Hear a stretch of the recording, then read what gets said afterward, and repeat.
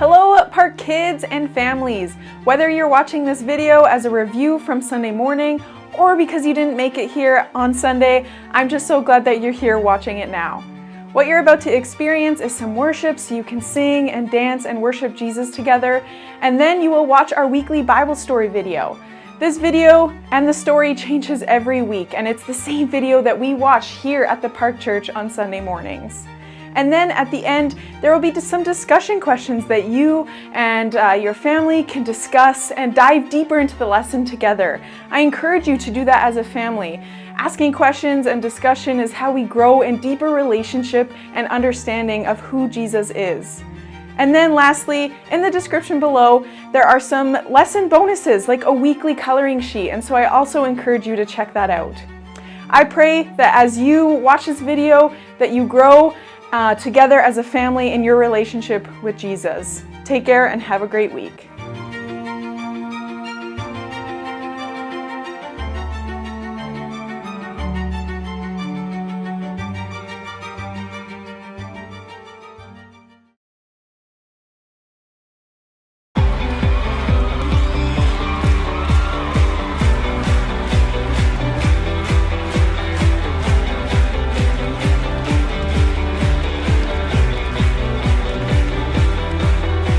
I break up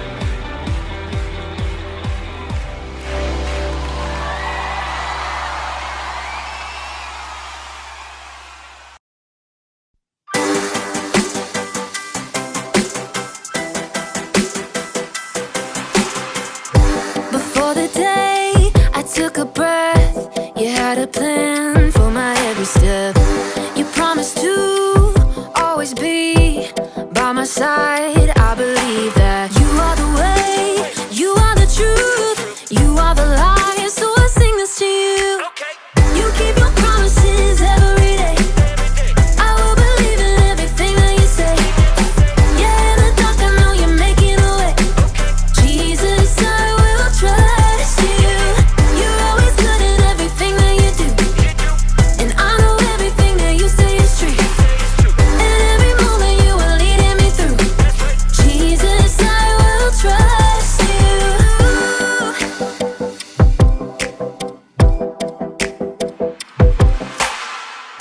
I wanna be honest and true, and do what's right the way you do. You're teaching me to take a stand and live for you, 'cause I believe that you are the way, you are the truth, you are the light. So I sing this to you. You keep your promises every day. I will believe in everything that you say. Yeah, in the dark I know you're making a way. Jesus, I will trust you. You're always good at everything that you do, and I know everything that you say is true. And every moment you are leading me through. Jesus, I will trust you. Even in the moments I feel alone, I know I can trust that you're working and holding my world in your hands. Even in the moments I feel alone, I know I can trust that you're working and holding my world in your hands. You are the way, you are the truth, you are the life. So I sing this to you. You keep your promises every day. I will believe in everything that you say. Yeah, in the dark I know you're making a way. Jesus, I will trust you. You're always good at everything that you do, and I know everything that you say is true. And every moment you are leading me through. Jesus, I will trust you.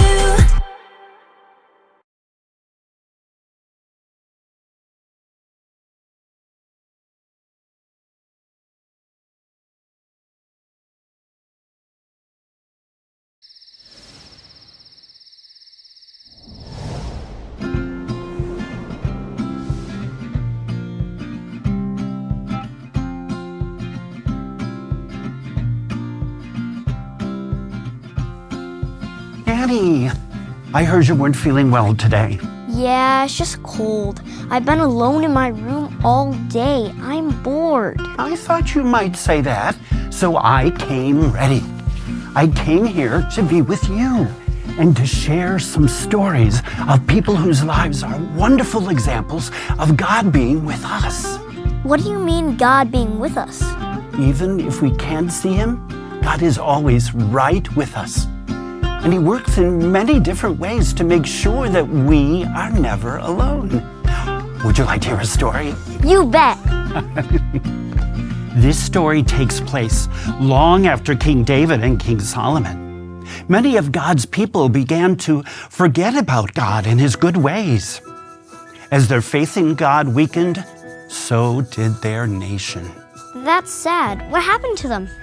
The kingdom of Judah was conquered, and many of God's people were taken far, far from their homes and forced to live as exiles in a land that belonged to other people. That sounds hopeless. Nothing is hopeless for God. He has a plan. God had sent His messengers to His people. One of them was Isaiah. God's messengers warned the people of the consequences for their actions. Those messengers reminded them that God would forgive them. God would bring them back to their own land if they chose to follow Him again. And that's what Isaiah told God's people? Yes, he was one of the most famous of God's messengers, and he lived during a very hard time. Judah's good king, Uzziah, had died. The people felt like they lost so much. They didn't know what the future would be like, but they did know there was another army who was threatening to conquer both the kingdoms of God's people, Israel and Judah. Oh man, I bet they were really scared. They didn't know who would protect them. You're right. But God wanted his people to know that even though Uzziah was gone, the King of heaven still reigned. So God spoke to Isaiah in a vision and showed him something truly amazing. God showed Isaiah a vision of himself, the Lord sitting on his great throne. Isaiah looked with awe. God was so huge and powerful that his robe filled the whole space. Flying above his throne were his unique angelic beings called seraphim. What were they like? Oh, they were mighty creatures with 3 pairs of wings. They used 2 wings to fly, 2 wings to cover their faces, and 2 wings to cover their feet. Why'd they do that? They covered their eyes because even for those mighty creatures, the Lord's presence was too bright to witness. Then they covered their feet to show honor to the Lord. They sound incredible. Oh, they started singing about God's great power, and their voices shook the stone door frame of the temple. The temple filled with smoke as they sang. That would be amazing to see. As Isaiah looked at all of these things, he began to worry. He realized that he was an unholy person, standing in the presence of the most holy God. What does holy mean? Holy means being pure, spotless, and without sin or wrongdoing. God does not allow sin in his presence, and Isaiah feared he would be destroyed for his sin. He cried out, "I'm about to be destroyed. My mouth speaks sinful words, and I live among people who speak sinful words." What happened? Did Isaiah die? No! God had chosen Isaiah as his messenger, so God would wash away Isaiah's sin. One of the seraph creatures used tongs to pick up a hot coal and touched it to Isaiah's lips. Isaiah's guilt and sin were taken away, and Isaiah could speak with the Lord. Whoa, what did he say? Well, one does not just start rambling to God. Isaiah listened for what God would say. That's when God asked a question, "Who will I send?" God wanted to send a messenger to his people. Isaiah was so encouraged by God's mercy and forgiveness that he answered, "Here I am, send me." That's so cool. Isaiah must have been happy to be able to share God's messages. Yes, but that didn't make it easy. In fact, God told Isaiah that the people of Israel would not pay attention to God's words. He said their ears would be plugged up and their eyes would be closed to God. But God wanted Isaiah to speak the truth to the people anyway. Isaiah asked, "Lord, how long will it be like that? How long will the people reject your message?" That's when God shared the bad news. The Israelites would continue to disobey until they were conquered, and the people were taken away, forced to live in their enemy's country. Oh no, that's really sad. It is so very sad. But God told Isaiah this would not be the end of Israel. God would preserve his people, and the day would come when he would rescue them. God would never leave his people, and he would continue to remind them through his messengers that he is with them. Let me ask you one last question. Why do you think God asked for a messenger? I don't know.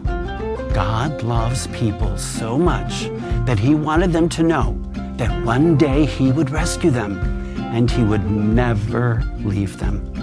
God reminds people through his messengers that he is with his people.